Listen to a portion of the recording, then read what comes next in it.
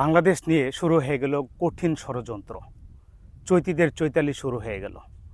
যুগ হলো সেই শুভেন্দু অধিকারীর একজন সহচরের। দেখেন তো সে কি হুমকি দিচ্ছে। বাংলাদেশ এমন কোন শক্তি নাই যে রাম মন্দির প্রতিষ্ঠা ঠেকায়। রাম মূর্তি কতটুকু হবে? এখন প্রশ্নটা হলো, এর এই স্পর্ধা কোথায় থেকে আসলো?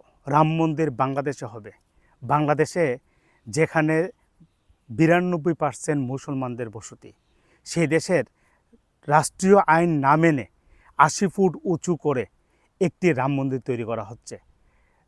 50 ফুটের উপরে গেলে উপজেলা অথবা বিভাগীয় অফিস থেকে পারমিশন আনতে হয়, তারপরে বুয়েট থেকে তার ডিজাইন করে আনতে হয়।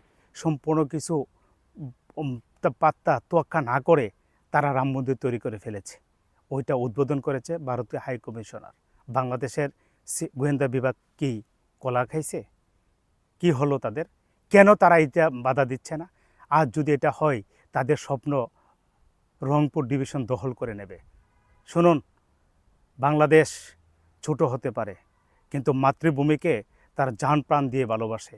1 ইঞ্চিও বাঙালিরা ছাড়বে না, বাঙালি যে প্রান্তেই থাকুক। কারণ আমার দেশ, আমার মা, রক্ষা করার দায়িত্ব আমাদের সকলের।